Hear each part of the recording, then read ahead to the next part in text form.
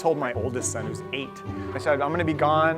I'm gonna go talk to the classified representatives of the community college. And he got really excited. He's like, classified? He thought it was all very James Bond.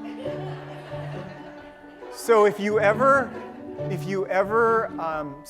happen to see me at a conference or somewhere and I'm with my son, Giovanni, if you could just, I'll say, she works classified.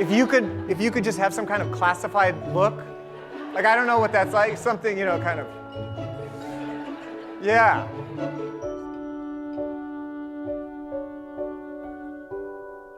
When I first heard about the Classified Senate Leadership Academy, I thought it's about time.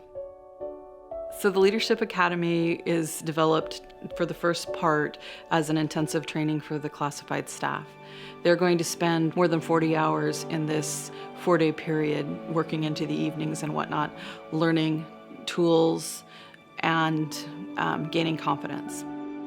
So I think if we focus on building confidence in people, that will parlay into them becoming leaders. You're going to need leaders in every single division and department. Leaders aren't just in the boardroom. We need leaders on a daily basis interacting with students.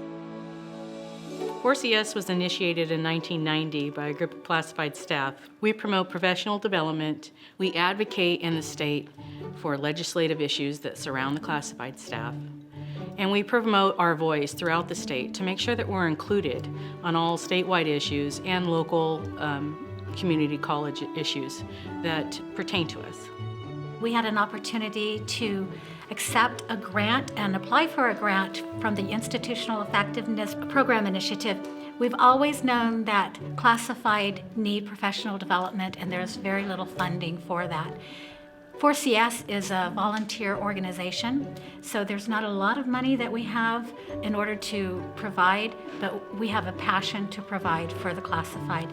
Because of that, we received the grant and came up with the idea of the 3CLA, which is the California Community College Leadership Academy.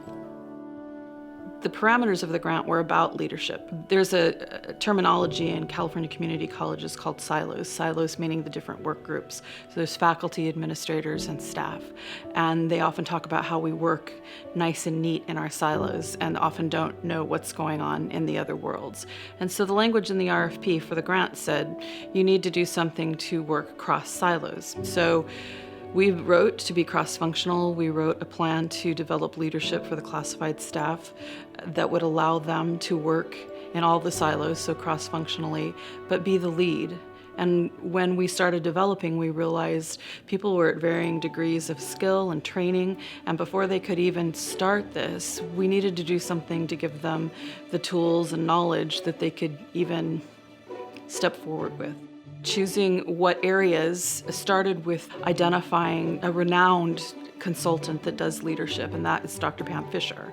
When I found out we got the grant, I went hunting for her and just introduced myself and said, would you help? Okay, this is what we want to do, this is our concept. And she loved it from the very beginning. Efforts like this, I think, help better connect individuals with, the resources and tools that will help them be successful in a collegial shared governance environment that our colleges are. It helps to reinforce the importance of their role in the system, in their college. And then it helps bring, their perspective in terms of coming up with solutions and strategies for some of the more challenging activities that we're trying to have set in motion.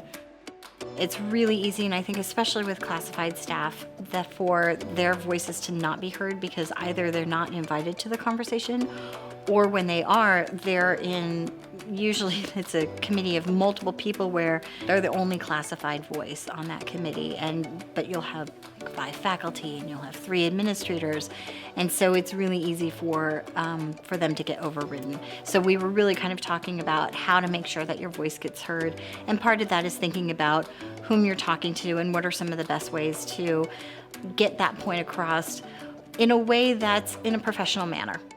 And what we're going for in anything that we're doing is how do we do things that build upon student success. So institutional effectiveness is huge. The most important thing about institutional effectiveness and leadership is breaking down our silos. We talk a lot about silos because I think people are so concerned about their role and how things affect them that they can't see the broader picture college-wide. And I think our students don't see departments.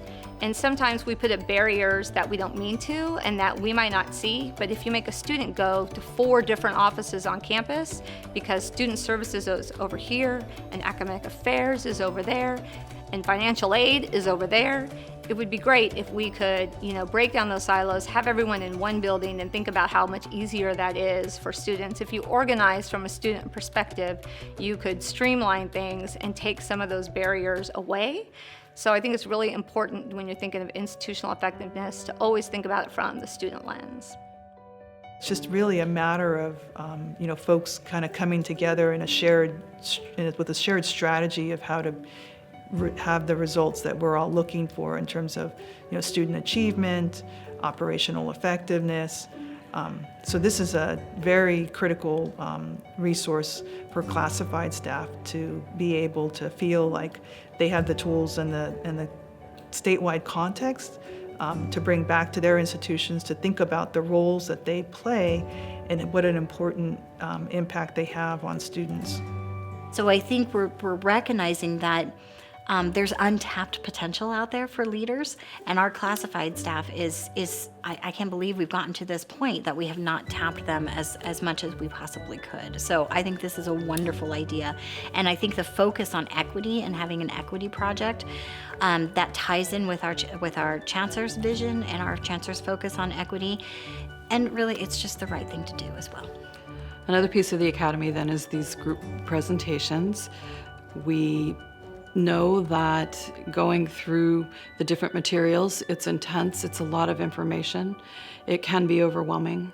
And we want to take a moment to laugh, to recognize the things that we're frustrated with or our challenges or are even just funny about developing our leadership skills.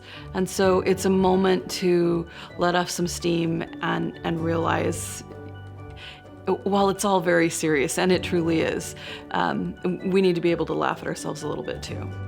I think the biggest takeaway that I want them to go home with is that change takes time, and they might have to advocate for themselves or their opinion or their program not once and get a yes, but you have to be tenacious enough to know that you're going to keep going. We're the first line of defense for our students, so if we don't try, then who's going to try for them? So I hope they don't give up.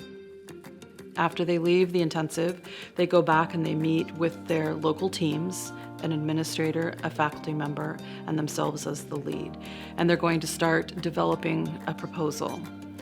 Each of them has been put into peer groups, and each peer group has a peer mentor. And then in December, they are to deliver a proposal at the local level, a presentation at the local level. They are going to present an idea of something that could be implemented. The true outcome is the fact that the classified person gets an experience in leadership. In the Academy, it really helped me realize that we don't have to have the position to be a leader.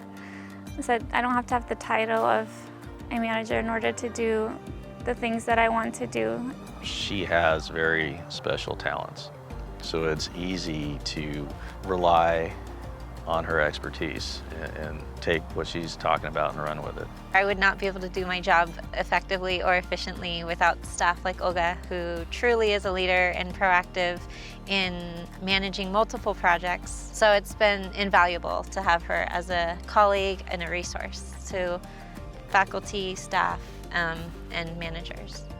Oftentimes, we have in motion a lot of really amazing programs, and they do amazing things for a small subset of our student population, our colleges.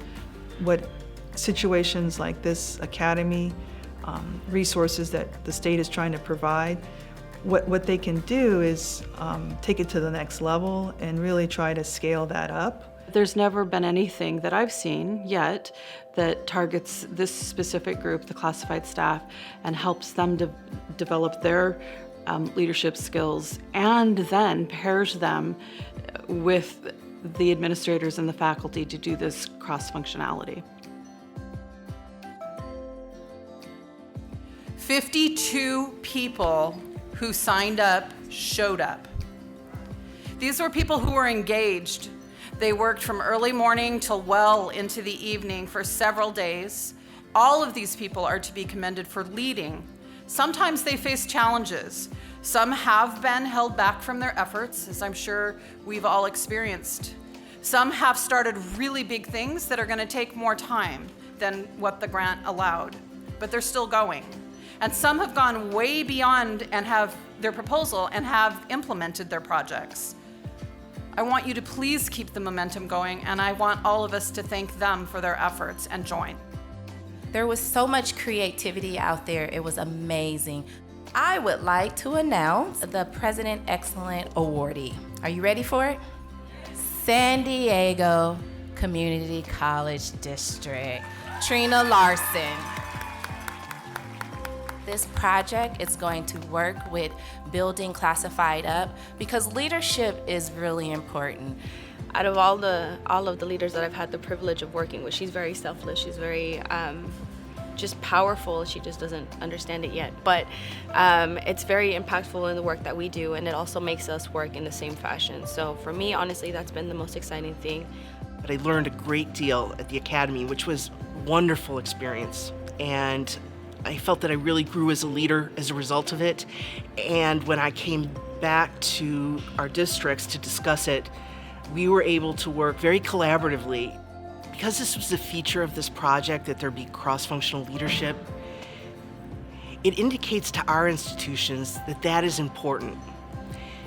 And that's very powerful because it empowers Classified to then pursue something like this. They may not have the occasion to do otherwise.